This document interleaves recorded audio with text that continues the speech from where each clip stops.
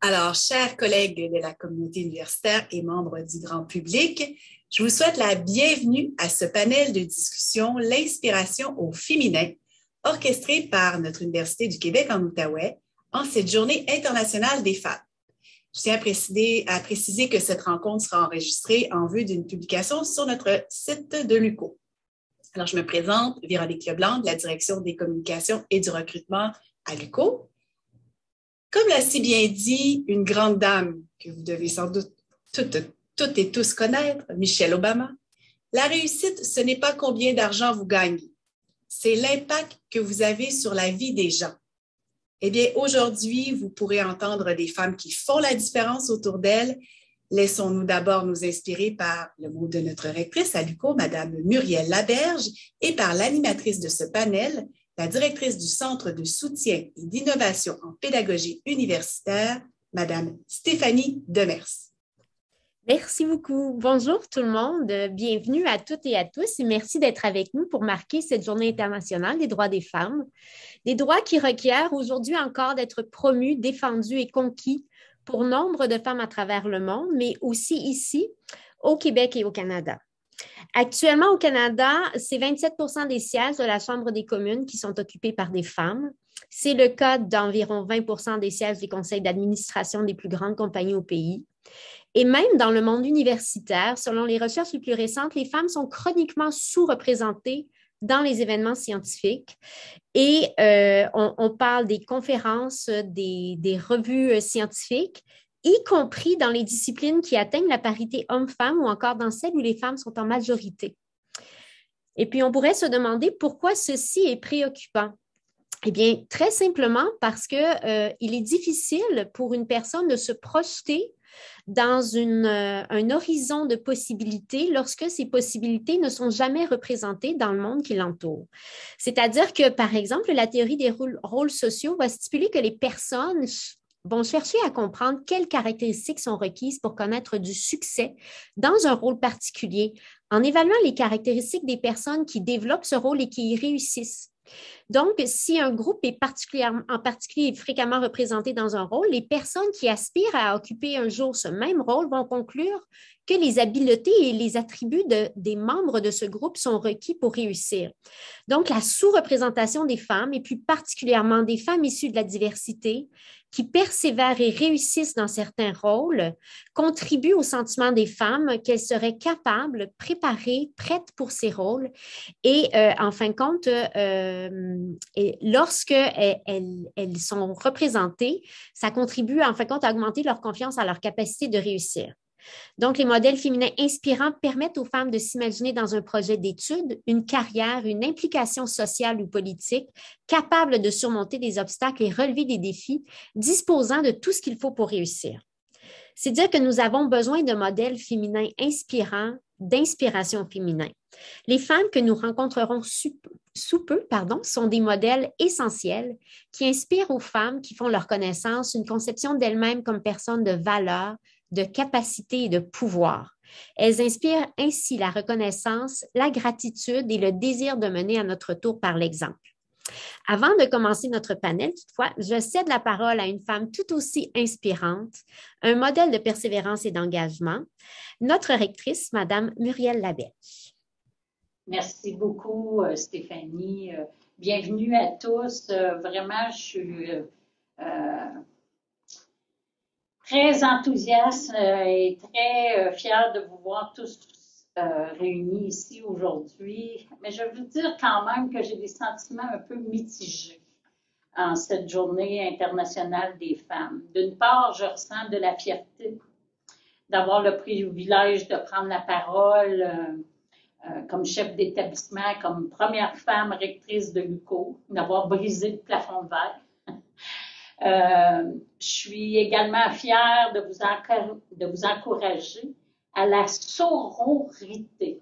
C'est un mot que j'ai découvert en fin de semaine, qui est le pendant féminin de fratrie et qui signifie la solidarité entre femmes.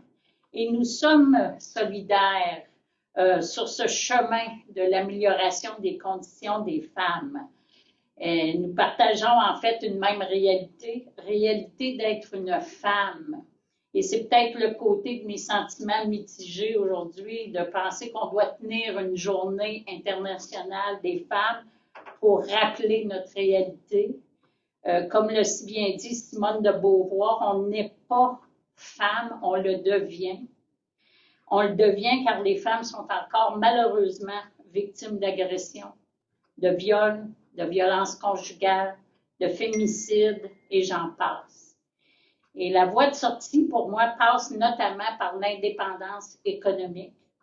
Or, il faut continuer à lutter pour la parité, car au Forum économique mondial en 2018, qu'à l'allure actuelle où progressent les avancées en parité, ça va prendre 202 ans pour atteindre cette parité. Alors, le combat n'est pas terminé. Puis je porte aussi à votre attention qu'à la mi-février, le salaire moyen des hommes a cru de 2,7 % alors que celui des femmes uniquement de 1,5 % parce que les emplois créés le sont surtout dans des secteurs où les femmes sont peu présentes, notamment dans les postes professionnels, scientifiques et techniques. Or, l'UQO joue un rôle clé dans la démocratisation des savoirs et permet cette sortie de cette précarité économique. Alors, je vous demande de vous rappeler ce mot, la sororité, qui consiste à s'unir, à se soutenir. Alors, encourageons nos amis, nos sœurs, nos filles à suivre le chemin du savoir. Merci. Merci beaucoup, Muriel. Des paroles très, très inspirantes qui nous incitent à continuer à lutter, en fait. Comment décrire les femmes inspirantes qui composent notre panel aujourd'hui? Étudiantes, diplômées, professeurs, personnes chargées de cours, elles sont toutes des femmes de tête, de cœur et de volonté. Leurs parcours sont différents, certes, mais elles partagent toutes comme destination une société plus juste, plus égalitaire et équitable, plus inclusive et humaine. Nous allons donc commencer à aller à la rencontre de ces personnes. J'aimerais d'abord présenter Mme Alison Wabanonik, qui s'est engagée dans une formation en psychoéducation afin d'assurer que les personnes autochtones de sa communauté puissent bénéficier d'un service sensible et adapté à leur réalité spécifique. Elle conjugue pour ce faire son rôle de mère de 2 enfants à son projet d'études. Alison, j'aimerais que tu puisses partager avec nous ton parcours, tes inspirations et tes sources de persévérance. Bon, salut, quoi tout le monde? Mon nom, c'est Alison. Fait que moi, je suis algonquienne et crie. J'ai grandi dans 2 mondes différents comme autochtone et allochtone, puis j'ai toujours senti pris entre les deux, sans jamais savoir était où ma place. Pour ce qui est des études, moi d'abord, je pensais pas que les études postsecondaires étaient faites pour moi. Fait que la première à aller au cégep, maintenant la première à compléter mon bac en psychoéducation. Même aujourd'hui, c'est encore quelque chose qui est difficile d'avoir un sentiment de ne pas être à la hauteur. Je me suis quand même inscrite à la maîtrise pour cet automne. Dans le fond, moi, ma formation, j'espère que je vais être capable d'avoir un vrai impact sur la communauté. C'est pour ça que je suis retournée après mon AEC en éducation spécialisée. Puis, j'espère aussi être capable d'inspirer les autres à poursuivre leurs études parce que moi, c'est ça. Ça a pris une des cousines à mon père qui a fait des études postsecondaires, puis c'est elle qui a été ma source d'inspiration. Sinon, j'aurais pas cru que c'était accessible pour moi. Fait que l'obstacle majeur pour moi, ça a vraiment été la confiance en soi. Ça a été mes perceptions face aux allochtones que pendant longtemps, j'ai cru j'y m'étais supérieure aux autochtones. C'est encore quelque chose qui est difficile à changer. C'est un travail qui persiste pour moi. Donc, je pense que c'est important d'offrir des opportunités pour les femmes, autochtones ou non, mais aussi de supporter dans leur cheminement parce que souvent, si on n'a pas la confiance en soi pour prendre l'opportunité, bien, on va juste le mettre de côté. Donc, ce que je dirais à moi, c'est de prendre des chances, d'essayer puis de faire des erreurs, comme j'ai fait dans mon parcours, puis de laisser les choses passer dans son temps.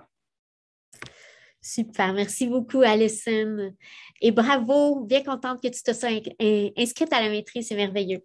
La prochaine personne que j'aimerais présenter, Madame Brigitte Alpin, qui est professeure au département des sciences comptables, est reconnue comme l'une des 50 fiscalistes les plus influentes au monde.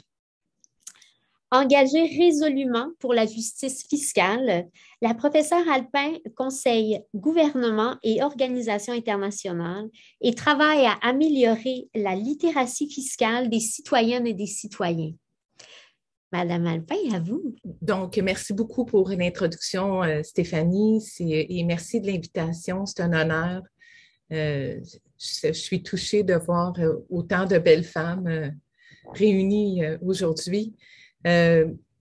Brièvement, moi, je suis née d'une famille moitié gaspésienne, moitié syrienne.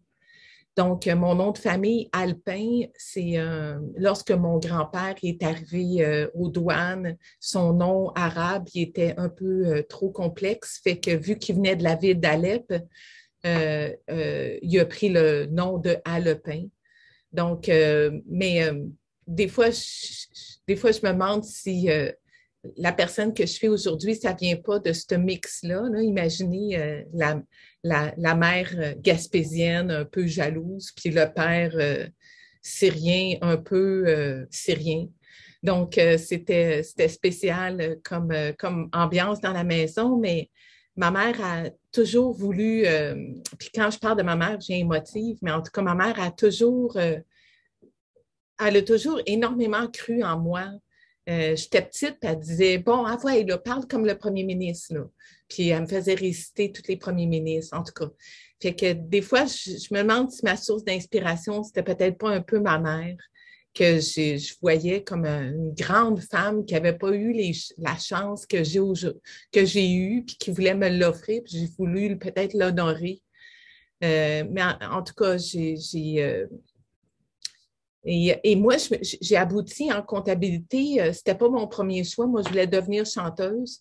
Mais dans ma famille, il y avait, du côté de mon père, il y avait René Angélil, donc Céline Dion. Puis évidemment, il ne peut pas avoir deux Céline Dion dans la même famille, pas au Québec, pas sur la terre. En tout cas, je me suis réorientée. Et peut-être que Céline aussi, elle était une petite source d'inspiration lorsqu'on y pense.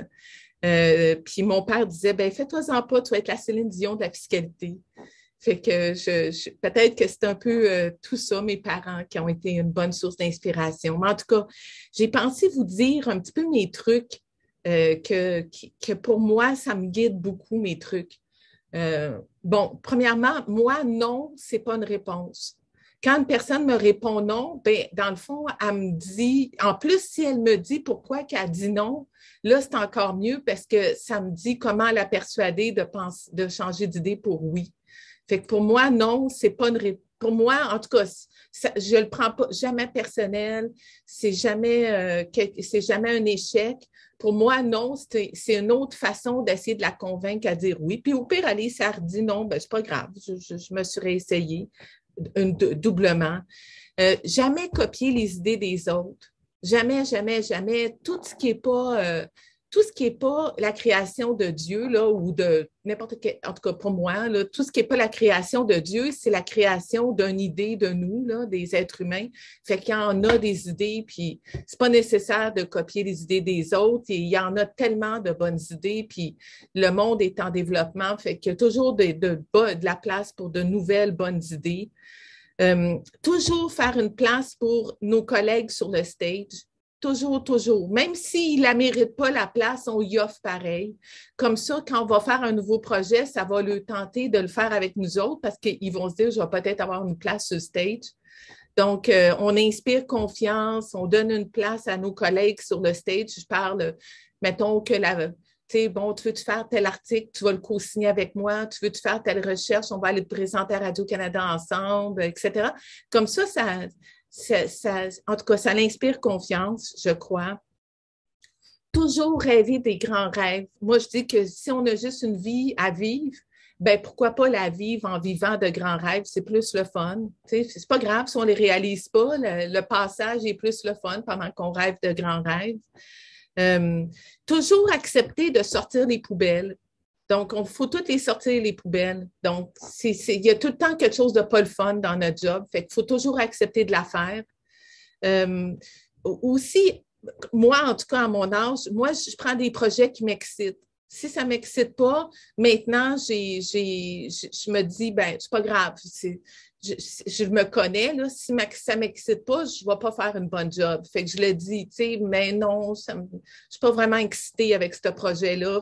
Mais plus jeune, il faut accepter de faire des projets qui ne nous excitent pas si on a l'opportunité de les faire avec des gens qui nous excitent. Donc, en tout cas, toujours trouver quelque chose d'excitant dans ce qu'on fait. Ensuite, ben, je vous dirais en terminant, là, puis je pourrais en dire bien d'autres, mais en terminant, je dirais de toujours essayer de faire des projets nouveaux. Tu sais, pas se répéter, prendre le risque de se réinventer, prendre le risque d'attaquer des sujets nouveaux. Si on n'est pas bon, c'est pas grave, on va faire autre chose. Donc, ben, c'est un petit peu mes trucs que je voulais partager avec vous. J'ai hâte d'entendre ce que mes collègues vont avoir à partager et je vous remercie pour votre attention. Merci beaucoup, Brigitte. Merci. Je suis absolument fascinée par le virage Céline Dion. Et puis, je suis convaincue que tu es la Céline Dion de la fiscalité. La troisième personne de notre panel que je vous présente à l'instant est Madame Khadi Ngoum, qui est diplômée du baccalauréat en sciences sociales et cofondatrice d'Action Femmes Afrique, un organisme dédié à améliorer la vie des femmes. Ces luttes contre le racisme ont contribué à faire de l'UQO un lieu plus juste et inclusif et nous la remercions. À toi, Khadi. Merci beaucoup, Stéphanie. Bonjour tout le monde. Vous m'entendez bien? Parfait. Ben, je vous remercie. Je suis très contente d'être aujourd'hui entourée de femmes inspirantes à l'université, à l'UQO, qui m'a formée aussi et dont je suis fière de dire à chaque fois. Comme tu l'as dit, ben, je suis originaire du Sénégal et je suis venue comme étudiante internationale. C'est à Winnipeg la première fois.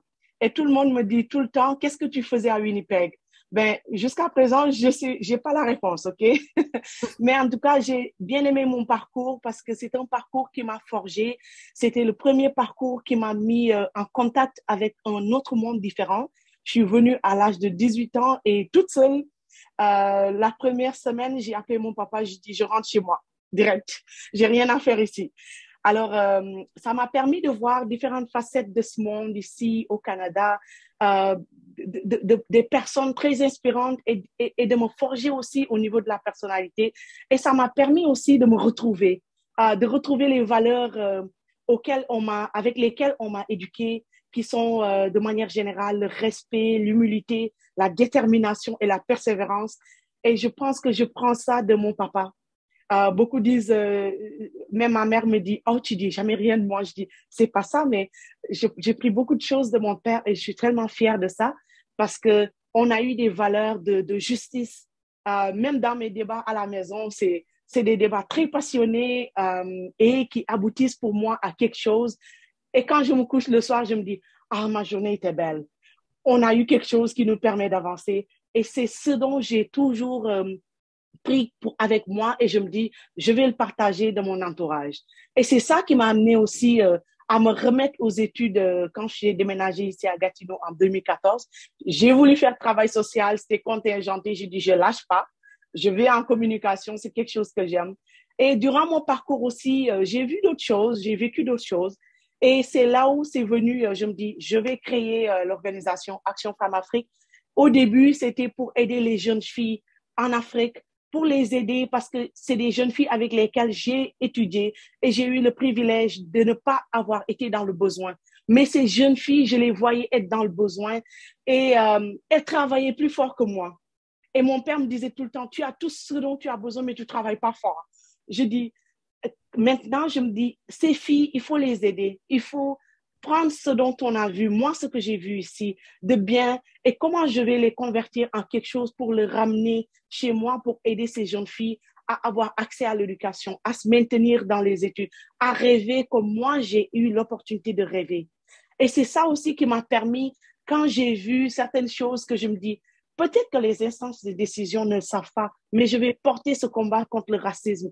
Quand tout le monde me disait que ce n'était pas possible, j'ai dit, je vais y aller, même si ça n'aboutit à rien. Je ne vais pas baisser les bras, je vais aller m'autosaisir et je vais organiser une marche que je disais que ce n'était pas une marche contre l'UQO, mais c'était une marche pour nous-mêmes, pour la communauté noire, pour permettre à ces étudiants de se dire, on est capable d'aller dire non à ce dont on n'est pas d'accord et de revenir sur la table de discussion pour dire, c'est ça qu'on veut, on veut travailler ensemble à arriver à ça, ensemble pour un meilleur environnement et pour le bien vivre. Donc, moi, je m'inscris depuis tout ce long de mon trajet. Je me dis, j'ai jamais rien perdu. J'ai beaucoup appris avec l'université. J'ai beaucoup apprécié la collaboration avec le rectorat, surtout avec la venue de Muriel Laberge, qui a épousé toute cette idée qu'on a amenée sur la table et qui nous a rassurés pour nous dire, on va aller ensemble, on va porter ce projet et dont je suis fière aujourd'hui. Même s'il y en a qui ne croient jusqu'à présent pas à ce qu'on a fait. Mais moi, quand je dors et quand je vois mes enfants, j'ai un garçon et une fille de 10 mois, je me dis, vous avez de l'avenir. On va travailler pour ça et on le fera tous ensemble. Donc, aujourd'hui, c'est ce dont je veux partager et je me dis, on va y arriver ensemble. On va y arriver ensemble. On est capable en tant que femme. Je m'inspire toujours pour terminer de cette phrase de la première présidente de Libéria, qui m'inspire beaucoup, Sir Ellen Wills Johnson, qui dit, si vos rêves ne vous font pas peur, c'est parce qu'ils ne sont pas assez grands. Et moi, je veux rêver grand pour mes enfants et pour la génération future et pour la communauté noire, ensemble avec les alliés. Ici, on n'est pas des immigrants, on est des Canadiens. Et vive le Canada partout dans le monde. Merci beaucoup.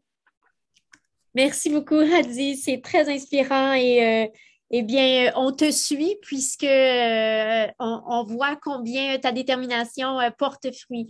Alors, grand merci. La prochaine femme inspirante que j'aimerais vous présenter est Madame Rokia Issaoui, qui est professeure au département d'informatique et d'ingénierie. C'est une pionnière dans son domaine disciplinaire, qui est maintes fois citée par l'ONU, qui a reçu plusieurs distinctions, qui est membre du Cercle d'excellence de l'Université du Québec. Elle a tracé par son parcours un chemin pour les femmes qui l'ont suivi et continue à se faire en travaillant à rendre plus attractives et plus accessibles les professions et les études en technologie pour les femmes. Sans plus tarder, Rokia, la parole est à toi.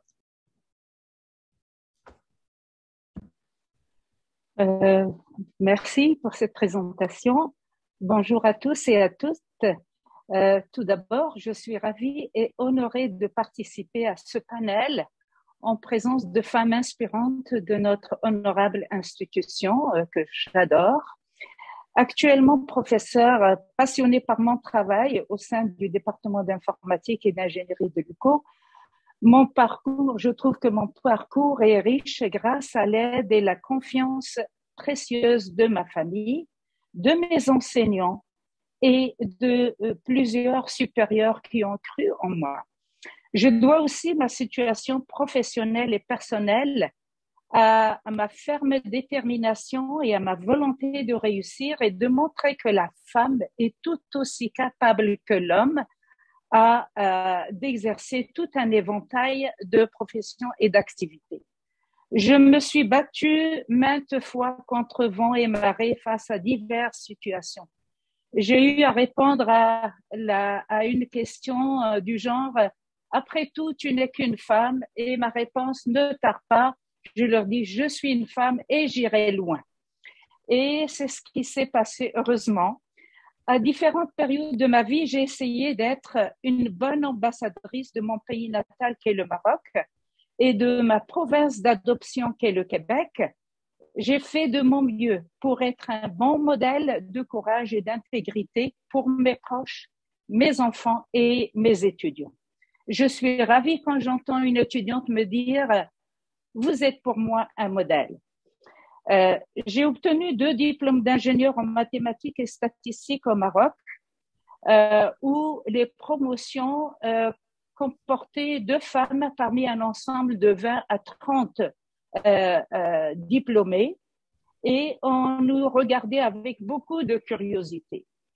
J'ai occupé la fonction de première analyste informaticienne au ministère du Plan, puis d'enseignante universitaire dans une école d'ingénieurs. Et tout ça, ça a duré 12 ans avant d'arriver en 1983 au Canada, où j'ai entamé un doctorat en informatique à l'Université de Montréal. Après 35 années de service au réseau de l'Université du Québec, qui m'a tant donné, d'abord à l'UQAM, ensuite à l'UQO depuis 2002, je m'estime chanceuse. Au cours de mes études universitaires au Maroc, mes camarades de classe m'avaient surnommé le porte-drapeau de la femme marocaine, puisque je défendais mes congénères et participais à des enquêtes sociologiques et socio-économiques et des séminaires sur la place de la femme marocaine dans la société. J'ai eu l'occasion de m'entretenir avec plusieurs femmes de diverses régions et couches sociales au Maroc. J'ai éprouvé autant de plaisir et d'intérêt à échanger avec la femme illettrée d'un milieu rural défavorisé qu'avec la femme émancipée et instruite d'un quartier huppé d'une grande ville. Entre 70 et 83, et avant de quitter le Maroc pour le Canada, j'ai été impliquée dans plusieurs activités de sensibilisation sur les terrains, par exemple, planning familial auprès des femmes défavorisées et des conférences nationales et internationales visant l'intégration de la femme dans le processus de développement. Ainsi, j'ai eu l'honneur d'être la vice-présidente de la délégation marocaine pour la conférence mondiale de l'année internationale de la femme qui s'est tenue du 19 juin au 2 juillet 1975 à Mexico. Là, vous pouvez deviner mon âge, mais c'est pas bien grave, je tiens à donner quelques détails sur les dates. Il manquait, hélas, la conférence des Nations Unies de Copenhague en 1980 parce que j'avais un bébé à allaiter. Actuellement au Québec, je concentre mes efforts sur mon travail à l'université et sur ma famille et je ne ménage aucun effort pour encourager mes étudiants, hommes et femmes, à exceller dans leurs études et à viser haut. Je souhaite que la femme partout dans le monde continue de s'épanouir dans un monde de paix et de jouer un rôle socio-économique de plus en plus important dans la société, que ce soit dans des chantiers de construction, des foyers familiaux, des écoles, des bureaux, des fermes agricoles, des laboratoires et bien d'autres unités et institutions. Et quand je vois une femme atteindre le sommet d'une hiérarchie, que ce soit au Québec, au Canada ou ailleurs dans le monde, je me réjouis et je considère ça comme ma propre victoire. Je suis très fière des réalisations accomplies par plusieurs femmes dans mon pays d'origine et dans mon pays et ma province d'adoption qui sont le Canada et le Québec. Je me réjouis de voir des femmes premières ministres ou vice-premières ministres au Québec et au Canada.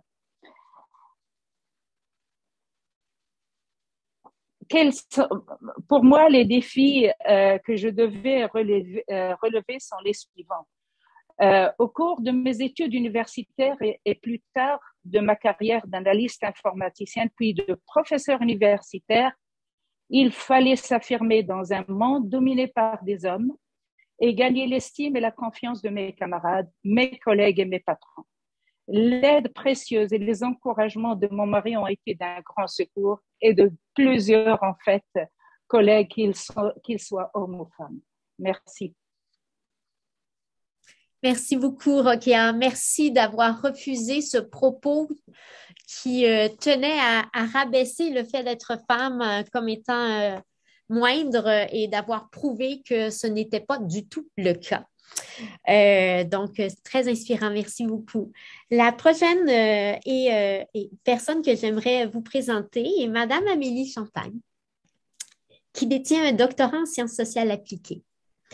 Engagée dans la vie étudiante de l'UQO en continu, notamment avec le Comité de conditions féminines, elle a contribué de façon importante à diverses initiatives pour rendre effective l'égalité et l'équité, notamment en cofondant le Comité de soutien aux parents étudiants, en luttant pour des politiques plus justes envers les étudiants et étudiantes qui concilient les études et les obligations familiales.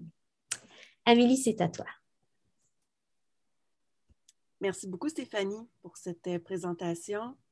Moi aussi, je suis vraiment honorée d'être parmi ce panel aujourd'hui et ça me fait du bien de me laisser inspirer par toutes celles qui ont parlé.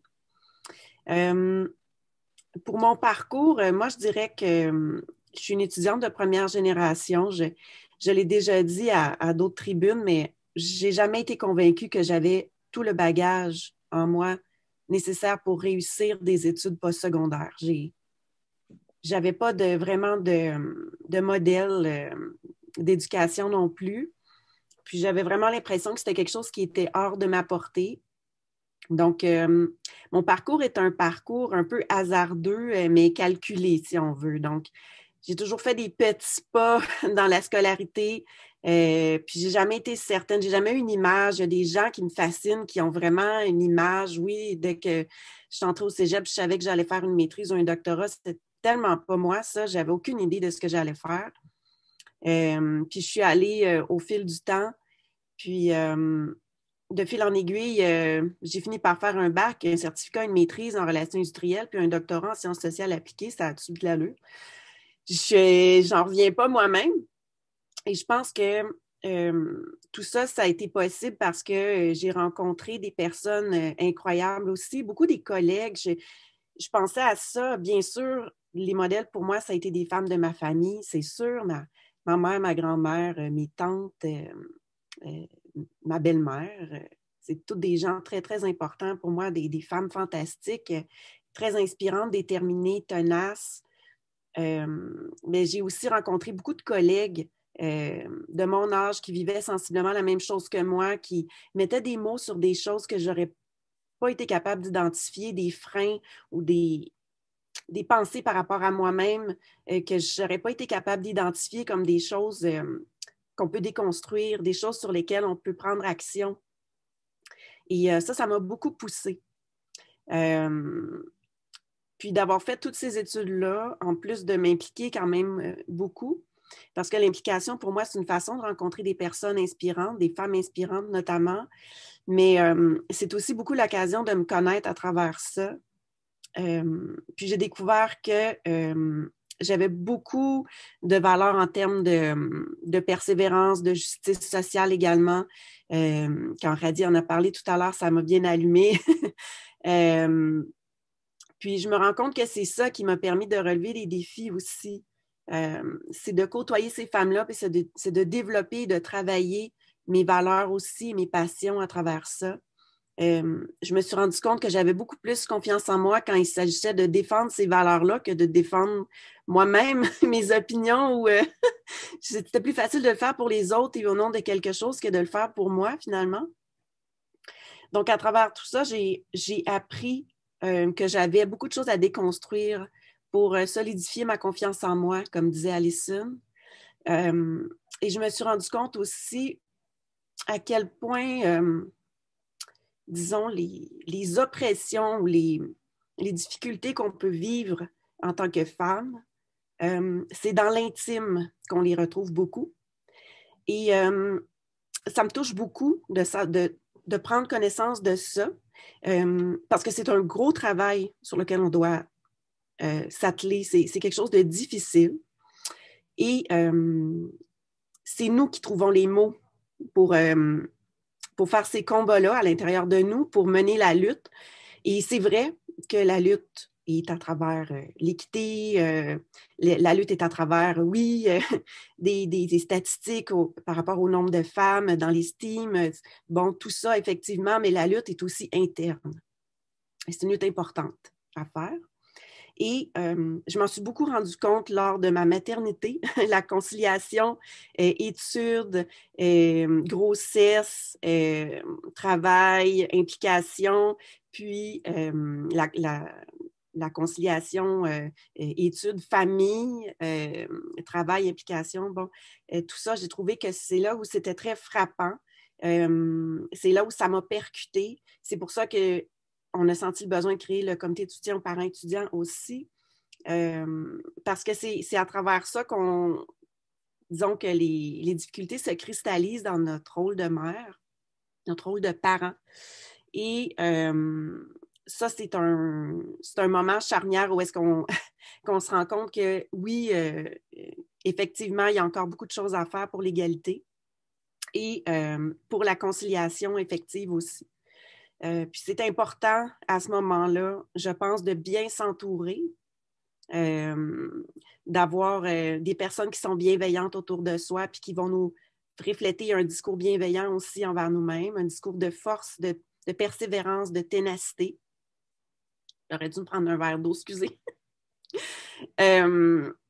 Puis, c'est important aussi de garder une bonne connexion envers soi-même, de garder une bonne connexion envers nos forces, nos capacités, de ne pas les laisser dans l'oubli ou de ne pas laisser tout ça, je ne sais pas, se perdre en accumulant plein d'autres choses à faire par-dessus.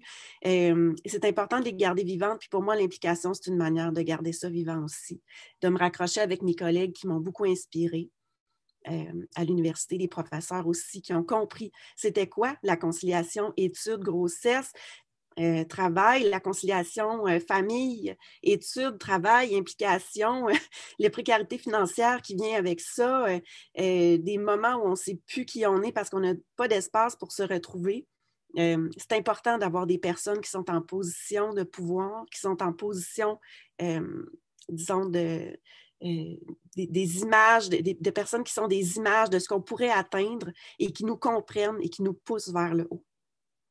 Donc, voilà. Merci. Merci beaucoup, Amélie. Merci de souligner cette lutte intérieure qui est si importante si on veut arriver justement à se projeter vers tout ce dont on est capable. Quel panel lumineux, quel propos inspirant, mais aussi touchant. Vous êtes vraiment des femmes dont les forces, dont vraiment l'exemple est remarquable. Donc, je vous remercie vraiment de votre grande générosité à partager votre parcours avec nous. Pour poursuivre, on aimerait vous entendre, mesdames. On aimerait savoir si vous pouviez parler à votre vous de 18 ans, disons, dans la jeunesse, ou à vos enfants, à vos filles peut-être qui grandissent, ou à vos petites filles, ou à quelque autre femme qui est en train de tracer son propre parcours. Quels seraient les conseils, peut-être 3 conseils que vous aimeriez lui donner? Donc, je vous laisse décider qui veut prendre la parole d'abord. Moi, je vais y aller. J'avais oublié qu'on le faisait séparément. J'avais comme rajouté à la fin tantôt, là. J'en avais juste 2. Dans le fond, c'était de prendre des chances, faire des erreurs, puis réessayer, puis de laisser chaque chose passer en son temps. Super. Merci, Alison. Quelqu'un d'autre? Vas-y, Rokia. Ah, ton micro n'est pas ouvert. Oh, pardon. Okay. Alors, si je devais donner un conseil à moi quand j'étais jeune, j'aurais dit, Rokia, tu aurais dû consacrer davantage de ton temps à des campagnes de sensibilisation pour la femme des milieux défavorisés. Un deuxième point, c'est militer davantage pour l'émancipation socio-économique de la femme dans les pays développés. J'ai eu l'occasion d'aller dans certains pays, que ce soit en Afrique, au Sénégal, au Mali, en Asie, en Inde en particulier, soit pour des missions professionnelles ou des missions concernant l'émancipation de la femme. Et j'étais toujours heureuse d'interagir avec ces femmes-là. Un autre point que je regrette de temps à autre, c'est de ne pas avoir adhéré à un parti politique malgré les nombreuses sollicitations. Je ne l'ai pas fait pour me concentrer sur mes études, mais j'aurais pu le faire pour faire entendre davantage la voix de la femme. Merci. Merci, Rokia. Tu aurais fait une superbe politicienne, j'en suis convaincue. Merci. Quelqu'un d'autre, mesdames? 3 conseils.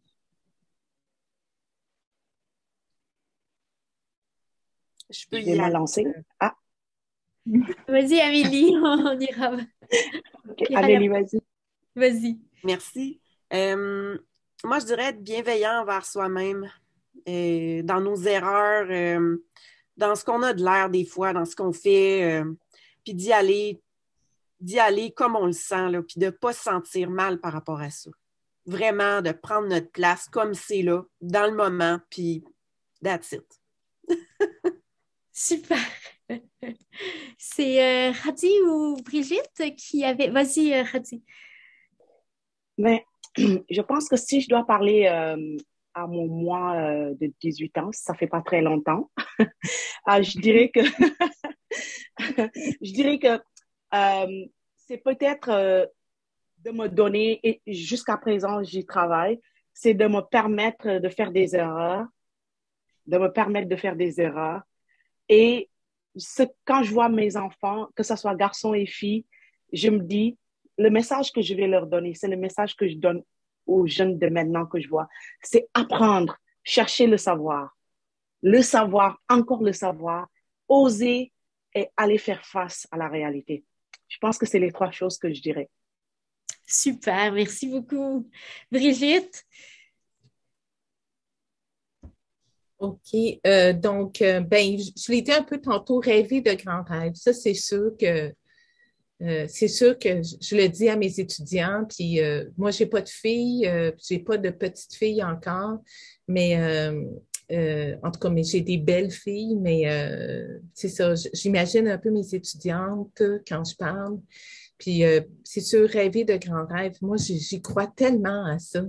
Je crois tellement que la vie est plus plaisante quand on se permet ça. Puis ça vient avec la confiance en soi, puis ça nous oblige à avoir confiance en nous un peu plus. Moi, je dirais aussi profiter de la vie. T'sais, il faut prendre le temps quand on est jeune. Moi, je regrette tellement de ne pas avoir davantage profité de la vie, sortir, profiter de ma jeunesse.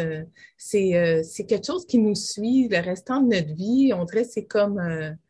Fait que moi, j'ai beaucoup travaillé durant ma jeunesse. Je voulais être comme la plus jeune à faire des choses. Je voulais être reconnue comme la plus jeune. Puis à 26 ans, j'ai eu un cancer du côlon qui m'a arrêtée pendant quelques années avec peu de chances de survie. Puis je remercie ce cancer-là parce que ça m'a comme, par chance, que j'aurais imaginé ma vie si j'avais pas eu ça. Fait qu'en tout cas, je dirais profiter de la vie, avoir quelque chose d'équilibré là, dès le jeune âge, apprendre à faire les choses de manière équilibrée. Puis aussi, avoir confiance, ça rejoint un peu ce que plusieurs femmes ont dit, là. Avoir confiance que même si on fait une erreur, c'est avoir confiance que notre chemin, il va être beau. Que dans le chemin, au complet, là, que ce chemin-là, de toute notre vie au complet, je ne parle pas de chacune des pages de notre vie ou chacun des chapitres de notre vie, mais le livre au complet, ça va être un beau livre. Donc, lorsqu'on a une page qui est moins de fun ou un paragraphe qui est moins de fun, c'est pas grave parce qu'on sait que le livre va être beau. Hein. Donc, moi, j'aurais aimé ça, le comprendre ça avant de ne pas trop m'en faire face quand c'est difficile. Maintenant, j'en suis certaine de ça, mais il a fallu que je passe à travers des obstacles. Mais fait que c'est ça. Puis je le répète à mes étudiantes, ça, puis à mes belles filles. Merci beaucoup, Brigitte. C'est vraiment impressionnant tout ce que tu as survécu, puis ça à travers quoi tu es passé. Je trouve ça absolument fascinant que, mesdames, vous avez toutes mentionné cette idée de croire en soi ou d'avoir ces moments de doute et cette idée de laisser la place à l'erreur. Vous savez en psychologie, il y a un concept qui s'appelle l'attribution causale qui, en fin de compte, réfère à l'idée de lorsqu'on a une réussite, à quoi est-ce qu'on l'attribue et lorsqu'on vit une difficulté ou une erreur ou un échec, à quoi est-ce qu'on l'attribue? Et il y a plusieurs recherches qui font état du fait que les femmes tendent à attribuer leur réussite non pas à quelque chose qui est interne à elles, mais quelque chose qui est extérieur à elles.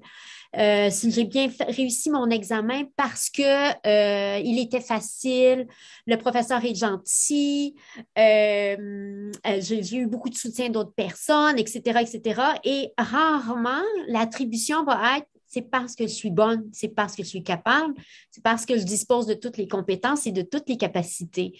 Et en fin de compte, c'est un construit social que l'on traîne avec nous, mais je pense que vos paroles hyper inspirantes nous ramènent à cette idée-là et puis vous êtes un portrait de compétences, de capacité, de persévérance et de motivation remarquable. Et donc, à cet égard-là, je pense que vos propos nous ramènent à cette idée que quand on réussit, c'est aussi parce que on a des choses en nous-mêmes qui nous permettent de réussir. On a travaillé, on a développé des compétences, on a appris, on a des connaissances, on a des capacités. Et donc, c'est ce qui nous permet aussi de réussir. Donc, je trouve absolument fascinant là, ce fil conducteur que vous partagez avec nous. Il nous reste quelques minutes, 11 environ. Il y a des personnes dans la salle virtuelle qui aimeraient peut-être intervenir, donc si vous levez votre main, nous pourrons, Marie-France pourra allumer votre micro. Donc, n'hésitez pas. On aimerait bien pouvoir discuter avec vous. Commentaires, questions? Allô? Ah, ça marche. J'en ai plusieurs questions, puis c'est des questions pas très précises, là, c'est très philosophique avec tout ce qui se passe dans le monde. Je me demande, Amélie, tu as beaucoup parlé d'implication, puis Radi, on voit comment aussi tu es impliquée dans ta société, dans ton milieu. Je me demande comment on peut s'impliquer, soit localement ou de manière plus vaste pour redonner ou parce que, tu sais, il faut quand même admettre qu'on est dans une meilleure situation que dans d'autres contextes ou que dans d'autres pays, là, les femmes. Donc, je me demande comment on peut faire pour sentir qu'on redonne en quelque sorte là, à des femmes d'ailleurs ou d'autres communautés. Est-ce que vous êtes impliqués dans des organisations? Qu'est-ce que vous suggérez de faire par rapport à ça, par rapport à cette espèce de sentiment que oui, je suis une femme, puis il y a encore du travail à faire au Québec ou au Canada, mais en même temps, j'ai tellement plus que certaines femmes ailleurs dans le monde, que moi, je me sens vraiment comme prise là, dans un gros sandwich juteux, dégueulasse là, depuis quelques semaines avec tout ce qui se passe dans le monde. Qu'est-ce qu'on peut faire, puis est-ce que ça aide, tu sais? Merci pour ta question, Marie-Josée. Je pense qu'on le ressent tous un peu, la sandwich. Le gros sandwich. Oui, c'est ça. Est-ce que quelqu'un veut commencer sa réponse à Marie-Josée? Vas-y, Rati. Merci beaucoup, Marie-Josée. Je suis ravie de te voir encore. Elle a été ma professeure. Ça fait longtemps, hein? Oui, ça fait longtemps. C'est sûr que c'est une question un peu difficile à répondre parce que si je prends par exemple mon implication au Sénégal, déjà le fait d'être ici, c'est un peu difficile parce que on est obligé, par exemple, de travailler, de passer en partenariat avec les acteurs locaux. Et souvent, dans nos pays, ce qui pose le plus de problèmes, c'est les politiques au niveau interne. Donc, la plupart des actions qu'on fait, si les politiques ne suivent pas, c'est comme si ça vient entraver à l'affaire qu'on est en train de faire. Donc, nous, ce qu'on a trouvé pour contrecarrer, parce qu'on s'est dit, on ne peut pas rester sans rien faire, on est passé par la porte de collaboration avec certaines instances qui travaillent avec l'État, mais qui ne sont pas tout le temps proches de. Et on est allé, par exemple, dans une zone qui est tout au fond, au sud, où moi je viens, et on a fait une collaboration avec une école au niveau moyen. Donc, ce qu'on fait avec eux, on a mis en place une instance de gouvernance où nous, on a accès direct avec les jeunes. Et ce qu'on fait, on a choisi, par exemple, 2 jeunes étudiantes, 2 jeunes filles qui vivent, par exemple, des situations sociales très précaires et qui souvent entravent le maintien de l'école. Par exemple, c'est des filles, quand l'école finit, elles sont obligées d'aller vendre ou d'aller cuisiner ou d'aller faire autre chose avant de revenir à l'école. Et au bout du fil, elles vont se décourager et elles vont arrêter l'école. Donc, ce qu'on fait, on dit, l'argent, c'est le problème là-bas. On leur donne des bourses de à peu près $50 mensuellement, mais on ne donne pas juste de l'argent parce que nos pays d'Afrique, surtout de l'Ouest, on est habitué à ce qu'on nous donne et on nous donne encore et encore sans contrepartie. Donc, qu'est-ce qu'on fait en contrepartie? C'est que ces filles vont participer au niveau communautaire à sensibiliser ces jeunes filles et à participer au niveau de leur collectivité, à porter des messages de leadership qu'elles sont capables. Et elles sont aussi encadrées par des professeurs et des professionnels en orientation qui vont les encadrer pour la réussite scolaire, pour des aspirations professionnelles et bien d'autres aussi, et qui vont légiférer au niveau des familles sur l'importance d'accompagner ces jeunes filles et de les maintenir à l'école. Donc, nous, c'est ce moyen qu'on a trouvé, mais certes, c'est très difficile de savoir comment rentrer pour aider X raisons. Et moi, personnellement, fondamentalement, je crois à des solutions systémiques, pas juste de donner, comme le font certains de mes compatriotes, c'est bien de donner des habits, de donner des fournitures, ça règle des problèmes maintenant, mais ça ne règle pas un problème systémique. Donc, nous, c'est ce qu'on a commencé à faire et on y va avec nos propres fonds. Et on voit des résultats, voilà, de petit, ça fera un effet boule de neige à la longue. Merci. Super, merci Rati. Juste vous rappeler que l'organisation s'appelle Action Femmes Afrique. Donc, peut-être qu'on pourra partager les informations aussi là, bien entendu, sur la page L'Inspiration féminin. Sur le site de l'UQO, nous avons les biographies des personnes inspirantes aujourd'hui, des femmes inspirantes aujourd'hui. Il y a ce nom-là qui s'y trouve aussi. Rokia.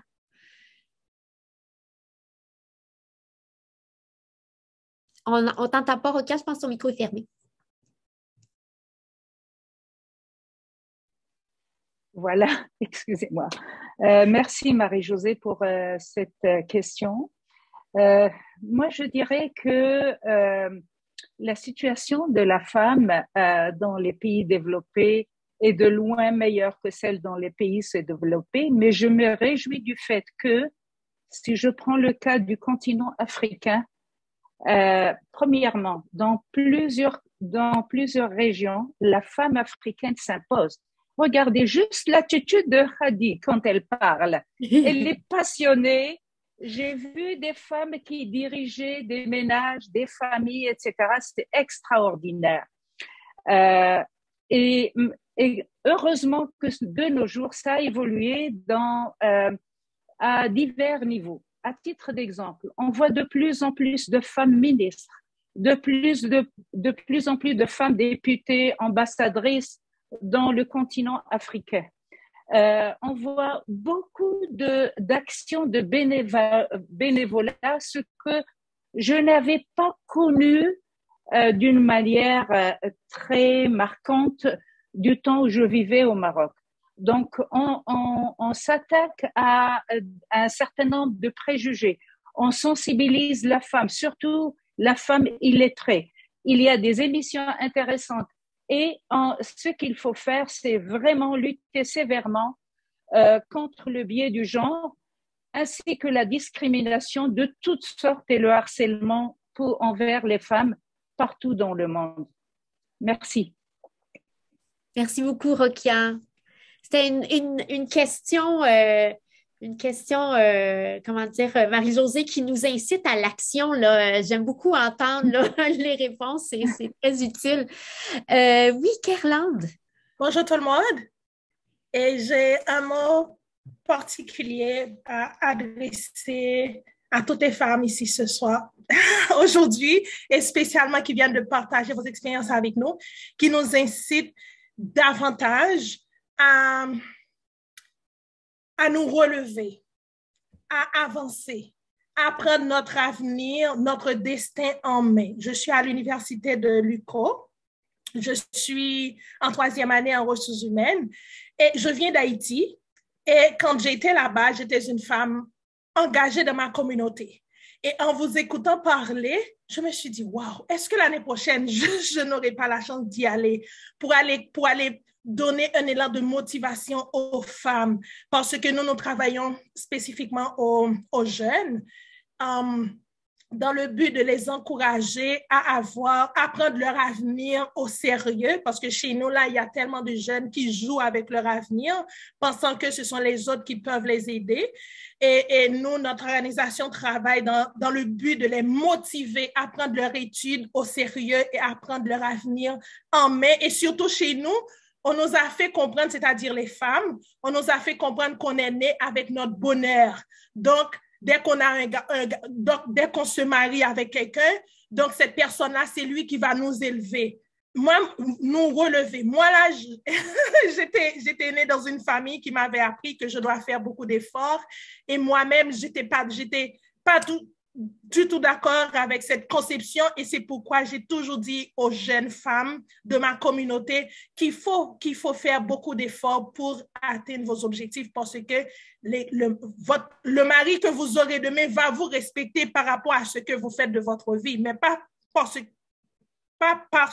que cet homme-là va t'apporter. Donc, en vous écoutant aujourd'hui, ça me donne encore l'envie de retourner chez nous là parce que en étant en non présentiel, c'est un peu difficile de motiver les gens. Mais nous continuons comme Kari est en train de faire chez elle aussi. Et nous sommes, bien que je suis ici avec mon mari, mais nous continuons à travailler avec les jeunes de notre communauté pour les encourager vraiment à prendre leur avenir. Parce que ce que nous sommes en train de faire là, cela n'a pas de prix. Moi qui suis encore jeune, ça me donne encore l'envie là de booster mon avenir, de continuer à travailler fort et aussi à penser aux autres parce qu'il y a tellement de jeunes femmes qui n'ont pas cette chance-là d'écouter des femmes qui sont réussies comme vous. Donc là, je prends note et je vais continuer à travailler et je me suis dit comme Marie-Josée a posé la question, mais je ne pense pas seulement à mon pays, mais je pense à notre communauté ici, même à Gatineau. Je vis à Gatineau. Je me suis dit, mais est-ce que c'est pas possible d'avoir un mouvement de femmes pouvant motiver les autres femmes qui n'ont pas de confiance en eux. Dernièrement, j'ai parlé à mon mari mais on s'est dit, mais comment ça se fait que nous, les femmes, nous attendons toujours que les autres nous félicitent pour avoir de la confiance en nous. Mais en faisant un peu d'études, je vois que c'est par rapport à la façon dont les hommes nous ont traités. Même lorsque c'est pas moi, mais nos ancêtres, là, ça vient de loin. Donc, c'est important d'avoir des femmes qui ont de la confiance en eux et puis d'aller vers les autres pour les motiver à prendre leur avenir au sérieux et pour qu'eux aussi, ils peuvent développer leurs compétences. Merci. Ah, Kerlan, merci. Je ne sais pas pour vous, mais moi, je sortirais tout de suite, puis je me trouverais rapidement là, des actions à poser direct live, comme on dit. Écoute, c'était une dernière intervention tellement motivante et teintée de cette sororité, de cette idée que l'on se soutienne réciproquement les unes les autres pour nos grands rêves, pour continuer à avancer et s'assurer que les chemins qu'on trace vont servir à celles qui vont nous suivre aussi. Mesdames, je vous remercie 1000 fois de vos paroles inspirantes. Je suis vraiment touchée par tout ce que vous avez vécu et tout ce que vous nous avez offert comme inspiration, conseils, mots de sagesse vraiment là, que j'ai noté et que je vais tenter de faire vivre dans ma propre vie. Et je considère que, pour revenir un peu au propos de cette lutte interne et de cette voix qui parfois nous fait douter, je ne sais pas comment vous dire combien vos propos, en fin de compte, font taire ce petit chuchotement qui dit qu'on n'est pas capable et le remplace par un « vas-y ». Et donc, le plus grand merci. Merci à nos participants aussi là, à cet événement de la Journée internationale des droits des femmes et les plus grands merci à Marie-France Thérien qui a organisé le tout de main de maîtresse. Merci 1000 fois à vous. Et bonne journée, mesdames.